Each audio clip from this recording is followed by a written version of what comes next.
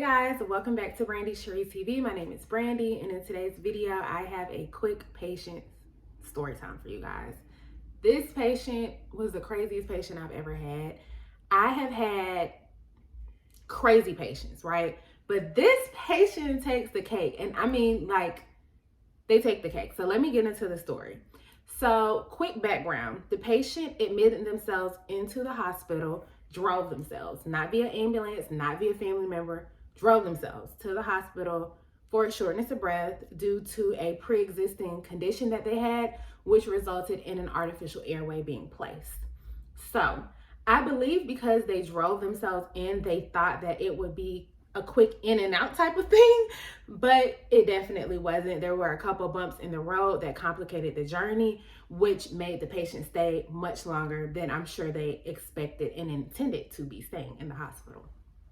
So this patient had literally a whole 24-hour event, okay? So I have to tell y'all about what happened prior to my shift so y'all can really get into what happened. Like, it was a 24-hour event when the patient was on a rampage, chose violence, chose not to comply, just craziness. Okay, so y'all know I work night shift.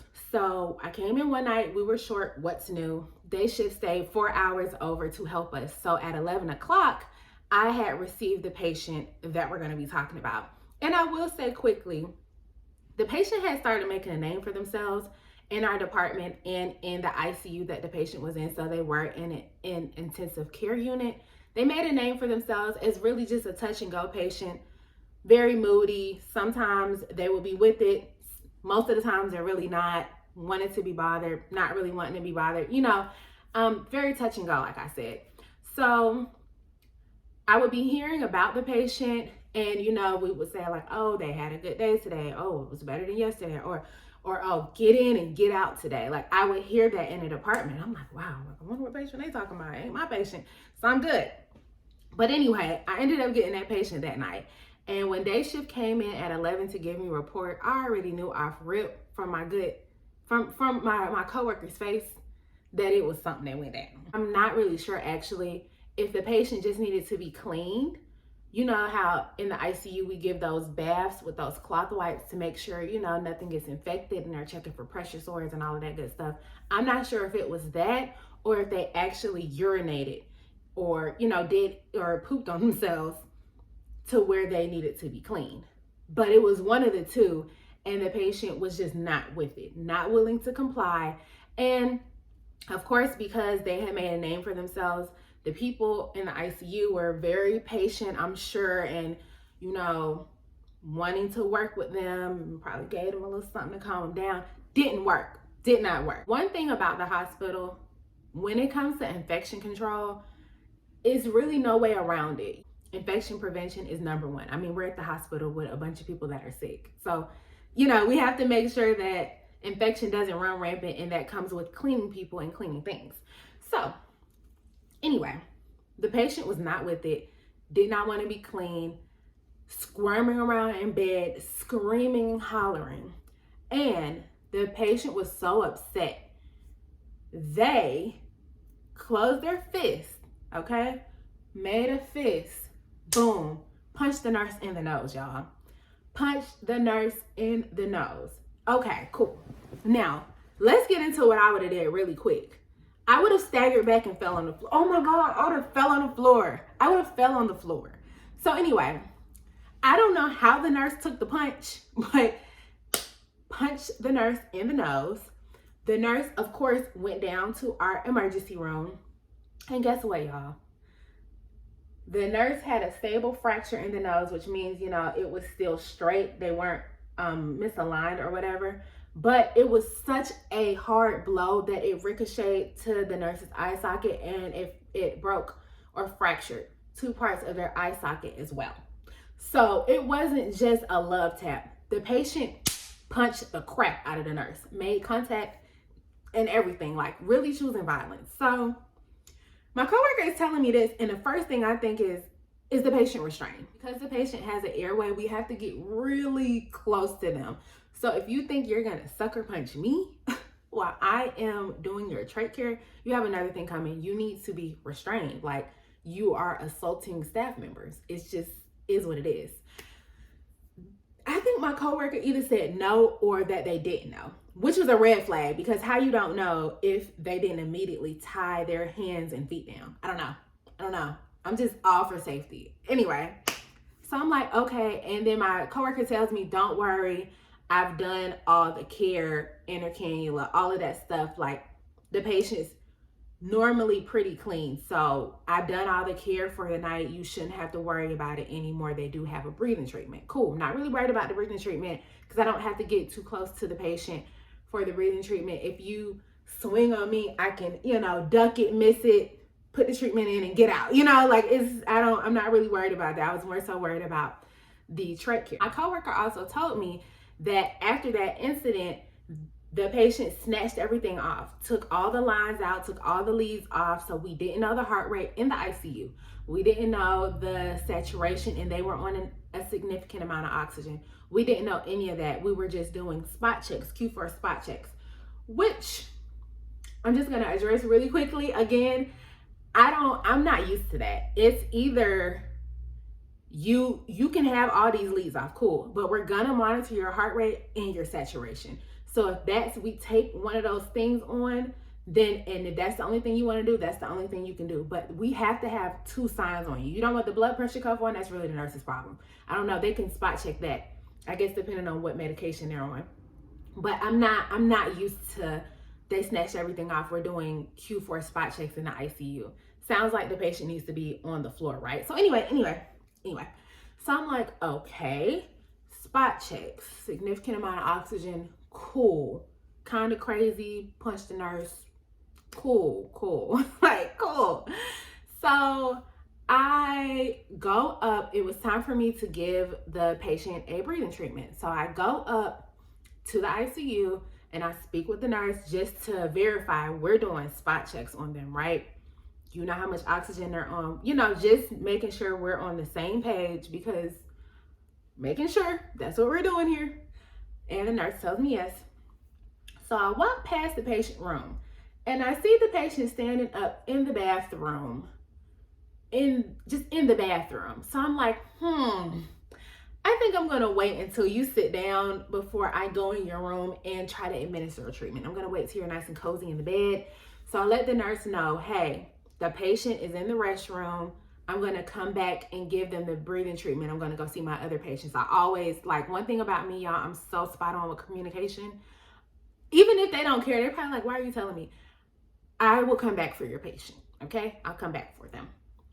So I go see my other patients and I come back to the patient in question's room and I'm looking and I don't see the patient in bed and I don't see them in the bathroom anymore.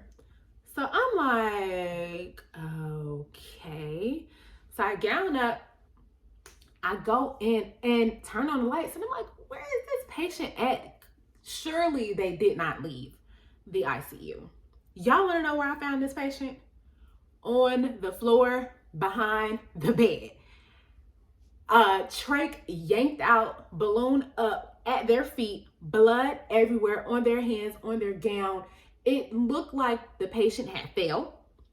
It looked like they had ripped the trach out and then the patient fell, maybe tripped on their gown, and blood was just everywhere. And the patient's on the floor like this, oh, like that, right?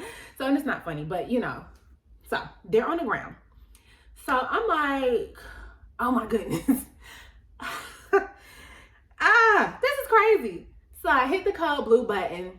Luckily, y'all know a lot of hospital protocol is already in place. We always have to have an extra airway bedside and an ambu bag, period. So I knew it was an extra airway in the room. I just didn't know where it was. This was the first time I had been in the ICU at this hospital. The first time I had even seen this patient, and this is what you pull on me? Like, this is how we get acquainted? So anyway, call the cold blue button. I'm on the ground bagging the patient, and I get the pulse ox on them. Luckily, they were not too hypoxic. It was something that I could work with. So I was like, okay, okay. The nurses started asking me weird questions like, can we put the airway in? I'm like, can we pick the patient up from the ground? That's number one, and put them in the bed, because I'm not gonna sit here crisscross applesauce to put an airway in behind the bed. Put this patient back in the bed. So anyway, we put the patient back in, they put the patient back in the bed. After I called the code blue, I had, of course, more RTs coming in to help me. So they took over the bagging of the airway. I found the airway, we put it in, and well, no, I'm sorry, let's back up. I'm bagging the airway. This is when I call the code button and everybody's gowning in to come in. The patient is slapping my hand away, like not wanting to be bagged. And I'm confused because I'm like, but you was just on the floor, like, help me. And now when I'm coming to help, you're slapping me with your bloody hands, which I don't like. Like, I don't like patients touching. I don't like for us to get comfortable with putting our hands on each other. That's not what we're gonna do. So anyway, that's off subject. But yeah, so slapping my hand away, and I'm like, patient, you need this. You snatched your artificial airway out. If I don't do this, you're literally gonna turn blue. And so I said, please do not touch me again. You have fluids on your hand. I'm trying to help you. And of course, the patient doesn't listen and slaps my hand away. And going back forward, this is now when a couple more RT colleagues come in. I say, okay, y'all take over the bagging, because it's like the patient doesn't want me to bag them. So cool, I find the airway, 3 and 6 it in, boom, bam. Shout out to my college. I know how to put a trach in, boom, bam. Got the ears, bilateral breath sounds equal chest rise, cool, boom. So we're looking at the patient, and the doc comes in, and of course, the patient never lost consciousness, right? And they're in their right mind to answer yes and no questions. So I'm telling the doc, I believe that they ripped this out because the balloon was up and it's blood everywhere. The way we secure those trachs, you have to literally forcefully and intentionally rip that out. There is no tripping over something and the trach comes out with the balloon up. No, that was intentional. So they asked the patient, did you do this on purpose? The patient nods yes. I'm like, oh man, whoa, wait a minute. I knew that they did this, but I don't know. I guess I just wasn't expecting them to be like, yeah, I did it on purpose. And so they're ordering like a lot of stuff. I'm just staying bedside because my colleagues had to go get a vent for me, because now we're about to put the patient on the vent. So the patient starts mouthing, let me die, let me die. And I'm looking at the doc because we're both right there bedside. And the doc says, is the patient saying, let me die? And I'm like, yeah, I think they are saying, let me die. And we're like, did you say, let me die? And the patient shakes their head like, yes. And so, mind you, this patient is a full code. So I'm sorry, but that is something that you have to take up with your family. There is no let me die when you are a full code. We are doing everything we can to save you.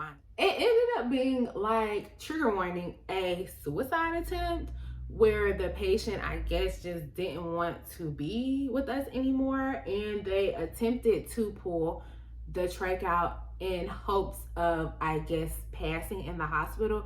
But it was just weird because, and I'm not saying I don't believe the patient, but when I come in and you're like, help me, it's kind of weird that, I guess it was like a split second thought. You know how sometimes you do something and then when you do it, it's like, oh no, I didn't think it would be that. I think it was one of those, to be honest.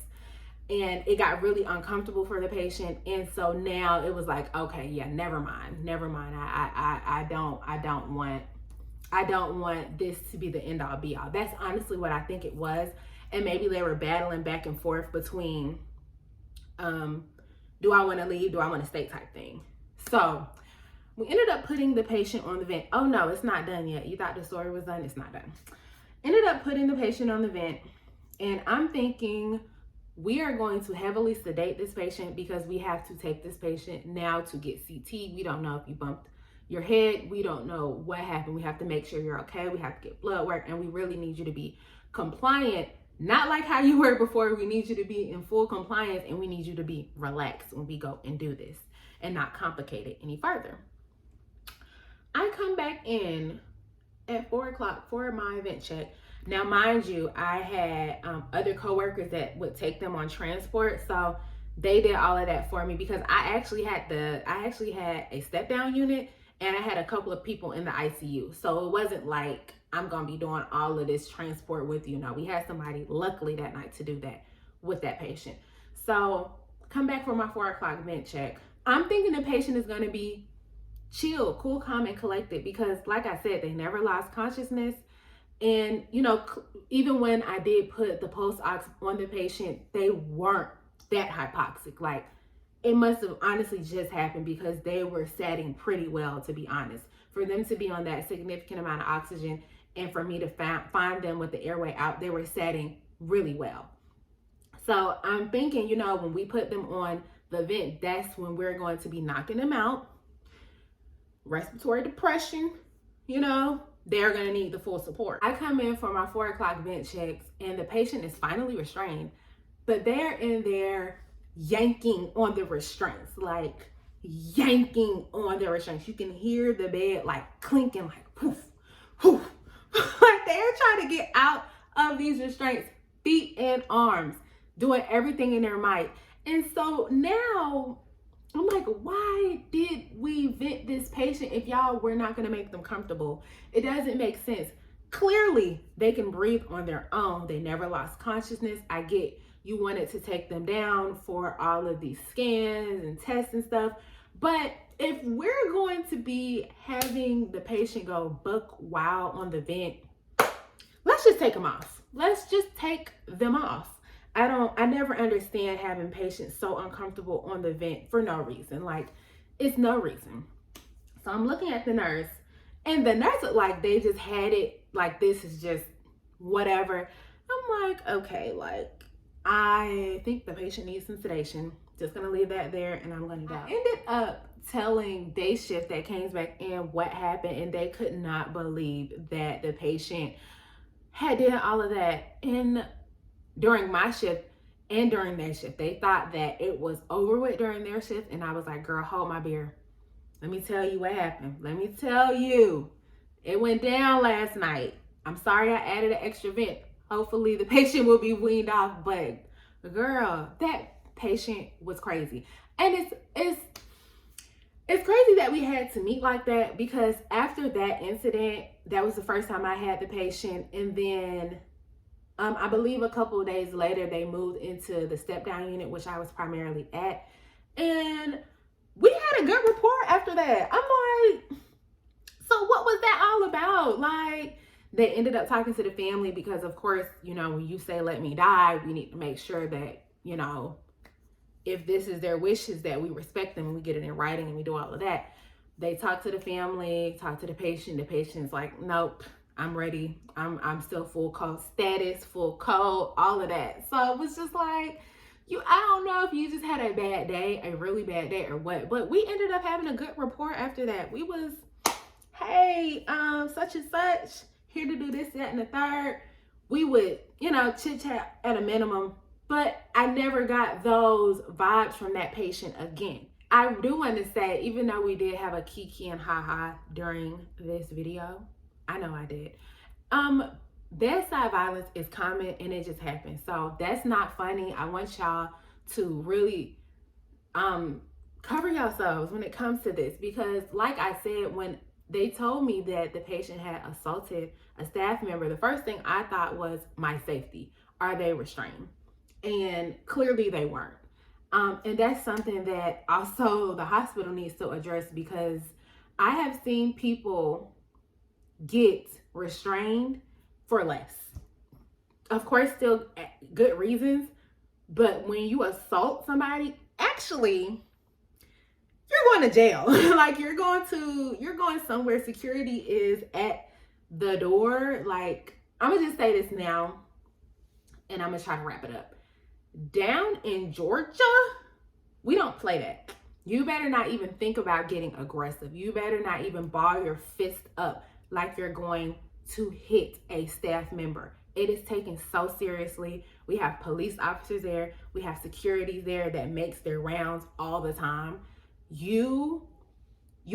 I personally feel more safe in the hospitals here than I do in the other hospitals in the other states that I've been at, because it's just the presence is known. So if you act up, you already know what's going on. Like, don't worry, the sheriff is on the way. You're getting out of here. Cause, and I have empathy for people like that, but this isn't a psychiatric ward, and you're not gonna be putting your hands on our staff members going all crazy. You're going to go with the sheriff, okay? Get you some act right and go to where they can handle people like this, because this is, you know what I'm saying? This is not that. So, in conclusion, I hope you guys keep yourself safe. Definitely keep your ears perked for those red flags. I would hate for this to be one of you guys. And yeah, I think that's it for this video. I hope y'all enjoyed it, and I will see you guys in my next one. Bye.